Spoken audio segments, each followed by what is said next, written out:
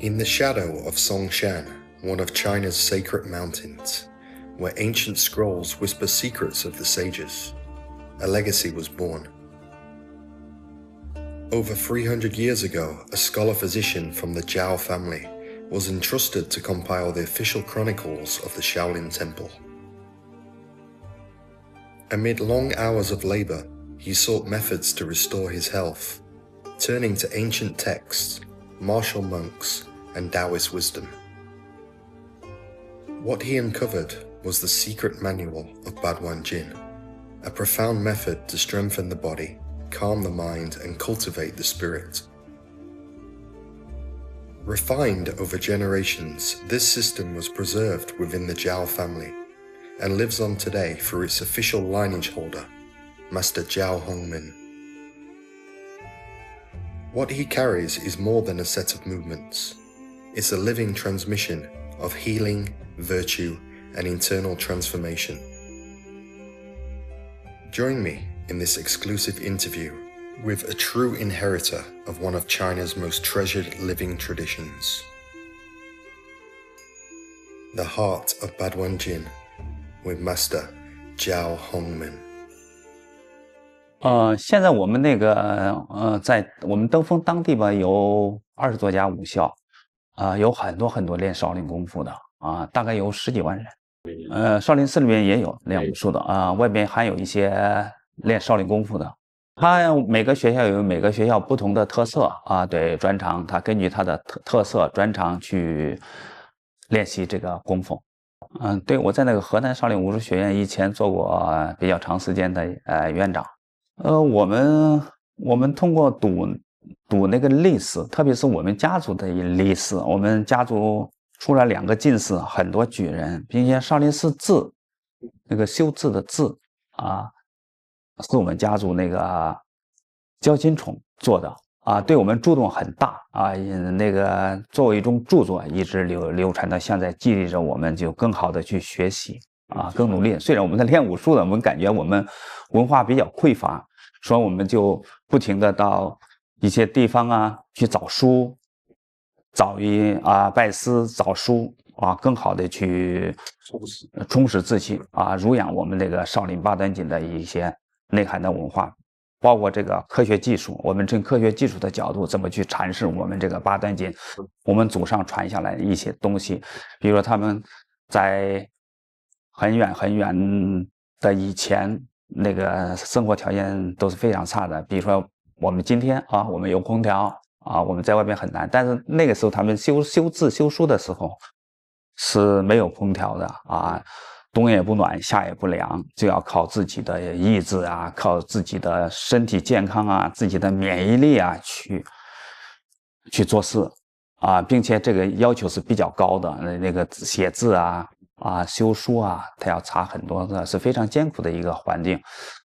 然后他要寻找我们自己生活的空间，更好的生活，更好的学习，更好的工作，把我们的事情做得更好。这个时候就八段锦就应运而生了，很多物理秘籍什么，并且他们还是一个读书人，是一个文化人，比如中医武术包括方方面面的一些国学、哲学的一些东西他们都是融会贯通的。因为我们那个祖上有进士。进士也就是一个标杆，每年有300多个进士一个国家有300多个进士通过进士的一个表率下边的祖孙一定要向他们去学习，不断的学习，不断的传承让自己的家族健康的生活下去，影响着我们在松阳书院。我的祖上焦金种的师辈在少林大雄宝殿前有这个少林寺志的一些记载还有那个出自庵里面还有一通碑，有那个焦金宠的一个记载。我们看到以后，我们就感觉我们要努力的去学习，我们也要写书传承。因为我以前是练少林功夫的，对，我练少林功夫的当中呢，我们也拿过金牌什么的，也做了很多，但是最后我们腿不大会走了。这个时候就是我们就对我们祖上的一些传统的文化就感兴趣了，就挖掘这些一些医术一些康养之类的手法心法怎么去锻炼，怎么去，因为那个腿影响我20年，这个突然的就是找不到一些好的方法的时候，在传统文化里边它有了啊，它能帮到我们啊，实实在在的帮到我们，帮到我们以后，我们又可以帮到其他的人。这在武术上面，武术因为它是一个激烈的一个运动嘛，可能会受伤啊，你做过了，可能会有时候这个伤可能带你一辈子，要不你动手术，有时候也找不到什么特别好的一些方法啊。这个八段锦的起源，一般我们要追溯到2000多年前的马对汉墓，就是湖南长沙国出土的一个金土里边，就古代的帝王将相很多带的金银财宝，但是在马对汉墓当中，在这个王的里边，它出土了一个金，就是那个丝绸嘛，上面有几十个导引图，其中有很多跟八段锦是非常相似的，这个时候八段锦的雏形就产生了。最早一直代代相传，比如说在宋朝，牛皋带的那个宋兵与金兵打仗的时候，在冬天饥寒交迫的时候，怎么去御寒抗饥饿？他通过八段锦来提高大家的战斗力，来御寒保暖身体，更好的提高。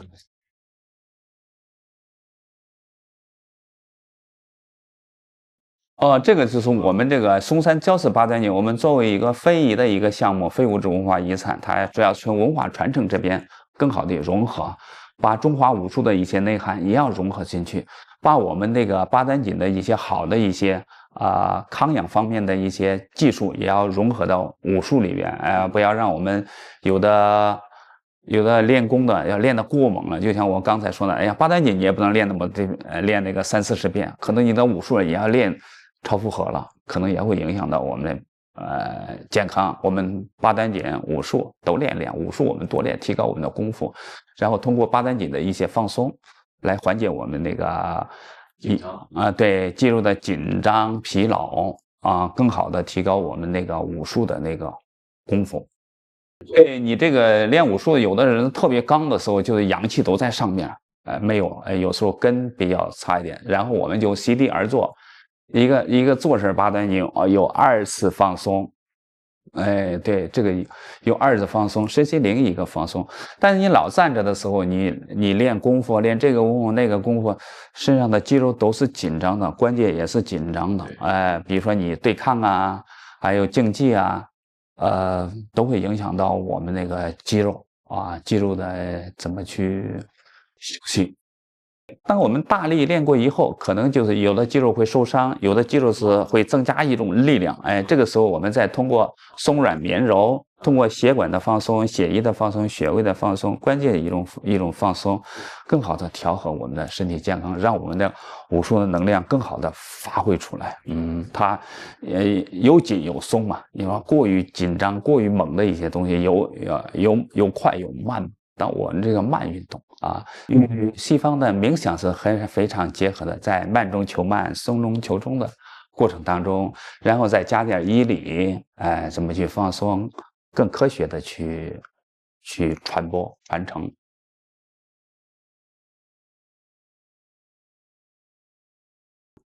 单从我们这个八段锦来讲，主要是以庄子的就古老的哲学，包括老子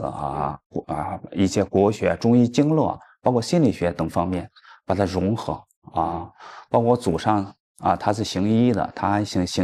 还是一个阴阳后学的那个我们松阳书院的那个教授。它有很多那个内涵的东西走进去，但是古老的东西我们要与现代文化的一个碰撞，我们要从科学技术的角度让这个八段锦更好的去发展，服务于大家庄子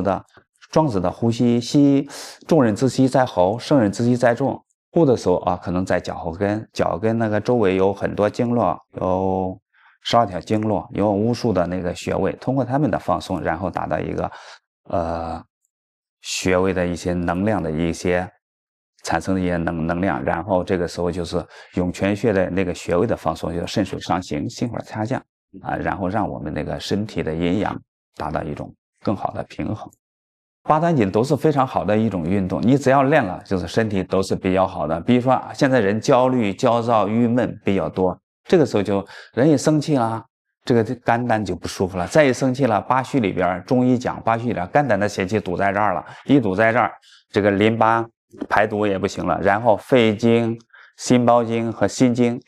它那个胸部的通道不通了，这个时候就变成个气。然后这个时候你怎么去解脱这个焦虑、焦躁嘛？跺脚、吵架、发火，做一些过激的行为，哎，这个地方才会打开啊。特别是跺脚、震脚。但如果你不做这个呢，我们通过八段锦的打开两腋、疏肝利胆，对吧？啊，松腰、松胯、松肩胛骨，通过这样的一种松，这个时候你就找不到火气，你像跟别人吵架呀，想发个火呀，你找不到那个火苗在什么地方。这个从心理学啊、中医学啊，它融合的去讲。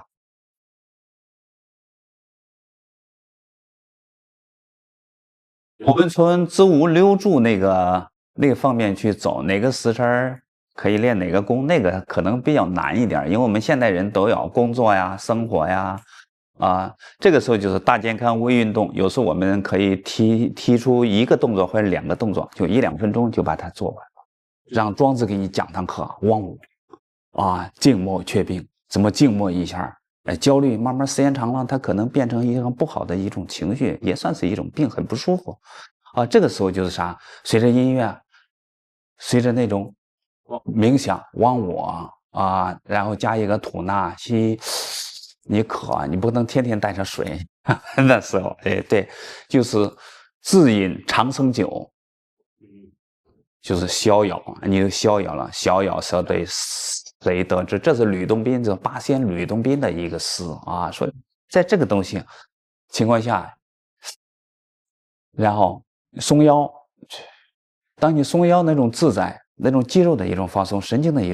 种放松，骨骼的一种放松，它可以去除你的焦躁焦虑，通过这种意识把这个焦躁焦虑痛苦排出体外，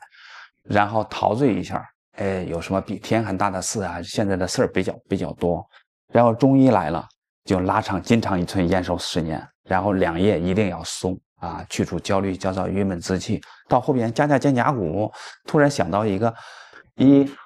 2、3、4，这是干嘛呢？就是扩胸运动。这个其实是扩胸，也叫扩胸运动。但最重要的就是我们中医典籍有话：经常开合膏肓，没有大的疾病。这是挤膏肓，开膏肓。经常开合膏肓，没有大的疾病。这是从中医的一个范畴来缓解我们这个膏肓穴的一个问题，就是心肺主膏肓，主要是调理心肺的一个功能。然后大家知道了，在这个地方起落，吸气，松的时候，松腰、松胯、松肩胛骨，就把膏肓给放松了。放松以后，血液回流，血液回流以后就是心肺主膏肓，这个心肺就得到了一个膏肓穴的一个濡养就心平气和，这是心这是肺心和肺就是心平气和，达到一种这种状态，这种概念也让松，那种自在。所以说焦虑、焦躁、郁闷、痛苦，可能就是包括疼痛，顺着就出去了。你再出去的时候，你练完以后，一个动作、2个动作，就1-2分钟以后，你的状态就调整了，人的情绪变了。你的运气也就变了，你有了运气，不是你情绪没变，老是发脾气，那个到处都是火气，到处都是坑，人就不舒服。当你情绪变了，整个气场就变了，什么都顺了，越做越好。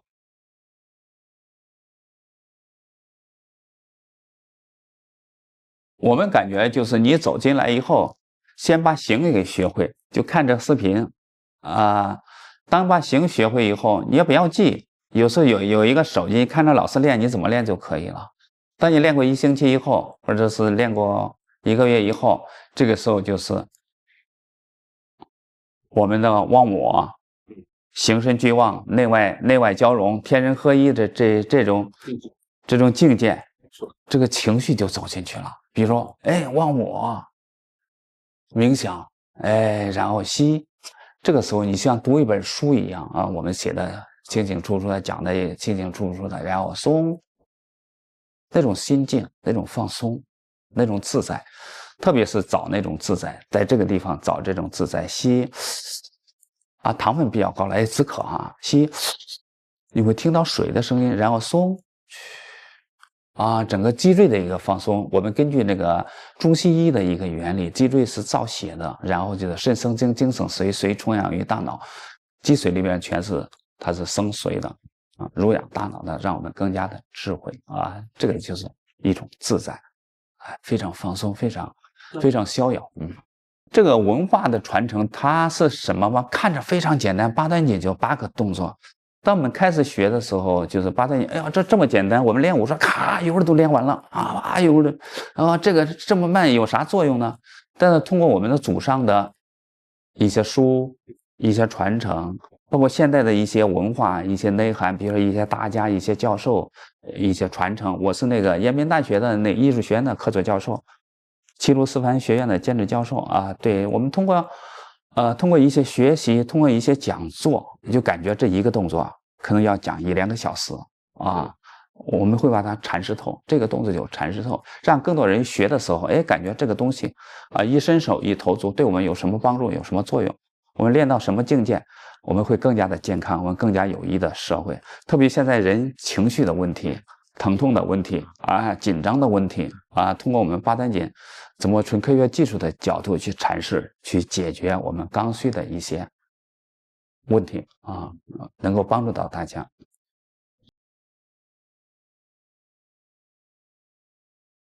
其实传统武术的精髓就是一个德，有德，你想做很多好事，你就要把你的技术能量什么都要提高到一定的高度。这个时候通过德让我们的功夫再上一个层次。就是怎么做人啊，对，怎么去做人，怎么回馈社会，哎，这个时候这个动力是非常大的。这一个传承，哎，我们通过这个德，我们要办什么好事，我们做到什么境界，我们才会去挖掘更多的一些比较有内涵，比如说今天的叶师傅，比如很多内涵的一些功夫文化，把它学透，融合在现代的少林文化体系当中。